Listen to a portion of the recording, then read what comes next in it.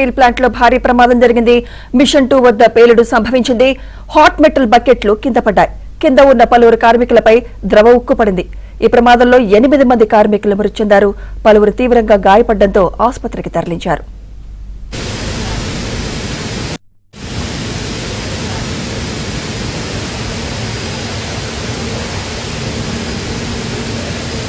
Machine 2 దగ్గర accident అయింది. Machine 2లో యాక్సిడెంట్ అయింది. మొత్తం బ్లాస్ట్ అయిపోయింది. అసలు ఎవరికి ఏమైందో ఏటో ఏమీ తెలియలేదు.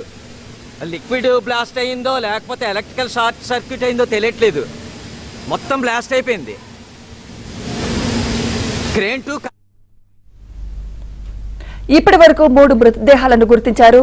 మృతదేహాలు పూర్తిగా కాలిపోయాయి. గుర్తుపట్టలేని విధంగా మారాయి. ప్రమాదం జరిగిన చోట రెస్క్యూ ఆపరేషన్ కొనసాగుతోంది. మిషన్ 2 దగ్గర యాక్సిడెంట్ అయింది. మిషన్ 2లో యాక్సిడెంట్ అయింది. మొత్తం బ్లాస్ట్ అయిపోయింది.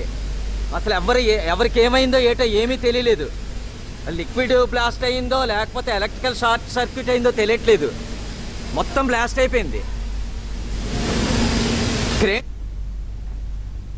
ఇదే అంశంపై మరింత సమాచారం ఏపీ బ్యూరో చీఫ్ రామారావు అందిస్తారు. రామారావు, రెస్క్యూ ఆపరేషన్ ఎలా కొనసాగుతుంది అక్కడ? రామారావు, ప్రెజెంట్ సిచ్యువేషన్ ఏంటండి? సుమిత్ర, విశాఖ స్టీల్ ప్లాంట్ లో జరిగిన ప్రమాదంపై రాష్ట్ర ప్రభుత్వం ఆరా తీస్తుంది.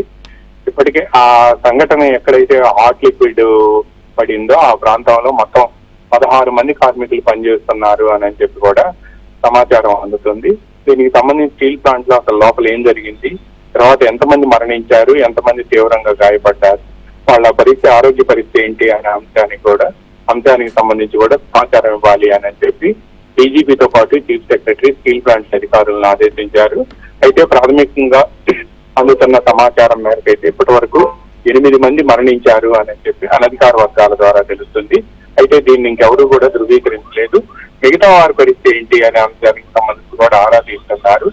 అక్కడ ఆ ప్రాంతంలో అయితే మాత్రం ఈ హాట్ లిక్విడ్ ఎక్కడైతే పడిందో ఆ పడిన ప్రాంతంలో అయితే మాత్రం మొత్తం 16 మంది పనిచేస్తున్నారు అని కూడా సమాచారం అందుతుంది.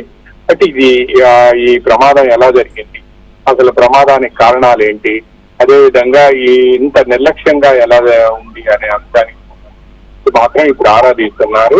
సో మొత్తం మాత్రం ఇప్పటి వరకు 8 మంది మరణించారు అని ప్రాథమికంగా మాత్రం సమాచారం ఉంటుంది. ఈ 8 మంది మృతదేహాలు అక్కడ ఉన్నాయి అని కొంతమంది ప్రత్యక్ష సాక్షులు ప్రభుత్వానికి సమాచారం అందించినట్టు తెలిసింది. ముఖ్యమంత్రి చంద్రబాబు నాయుడు కూడా పశ్చిమ గోదావరి జిల్లా నుంచి ఇక్కడికి చేరుకుంటున్నారు. ఆయన కూడా స్టీల్ ప్లాంట్ లో జరిగిన అగ్ని ప్రమాద సంఘటనకు సంబంధించి అధికారుల్ని ఆరా తీస్తున్నారు. సహాయక చర్యలను వెంటనే వేగవంతం చేయాలని, ఎవరికైతే అక్కడ ఇబ్బంది పడుతున్నారో అదేవిధంగా క్షతగాతుల్లో ఉన్నారో వారికి సత్వర వైద్య చికిత్సలు అందించాలి అని కూడా ముఖ్యమంత్రి ఆదేశించినట్టు తెలిసింది. మొత్తంగా చూస్తే మాత్రం విశాఖ స్టీల్ ప్లాంట్ లో మున్నెన్నడూ లేని విధంగా ఘోర ప్రమాదం జరిగిందనే విషయాన్ని మాత్రం అధికారులు నిర్ధారిస్తున్నారు. అంటే స్టీల్ ప్లాంట్ లోపల జరగటం ఎవరు వెళ్లే స్టీల్ ప్లాంట్ లో ఉండే కార్మికుల మినహా ఇంకెవరు కూడా వెళ్లే అవకాశం లేకపోవడంతో ప్రాథమికంగా కూడా సమాచారం అందడం లేదు. స్టీల్ ప్లాంట్ అధికారులతో మాట్లాడేందుకు ఇక్కడున్న పోలీసు ఉన్నతాధికారులు అదేవిధంగా ఇంటెలిజెన్స్ అధికారులతో పాటు రెవెన్యూ అధికారులు కూడా ప్రయత్నాలు చేస్తున్నారు. ఇప్పటి వరకు అయితే మాత్రం మొత్తం 8 మంది మరణించారు అని చెప్పి ప్రాథమికంగా సమాచారం ఉంటుంది. ఆ 8 మంది ఎవరు, అదేవిధంగా మిగతా వారి పరిస్థితి, అక్కడ 16 మంది పనిచేస్తుంటే మిగతా 8 మంది పరిస్థితి ఎలా ఉండే అనే అంశానికి సంబంధించి మాత్రం ఇప్పుడు ఆరా తీస్తున్నారు. ఎవరైనా సరే తీవ్రంగా గాయపడి ఉంటే మాత్రం వాళ్ళకి సత్వర వైద్య చికిత్స అందించేందుకు వైద్య బృందాలను కూడా అక్కడికి పంపించాలి అని చెప్పి ఇక్కడ రాష్ట్ర కేంద్రం నుంచి స్టీల్ ప్లాంట్ అధికారులకి ఆదేశాలు ఇచ్చారు.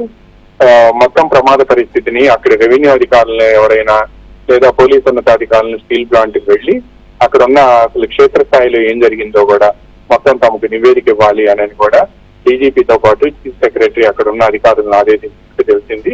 దీనికి సంబంధించి మరికొద్ది సేపట్లో స్పష్టత వచ్చే అవకాశం ఉంది.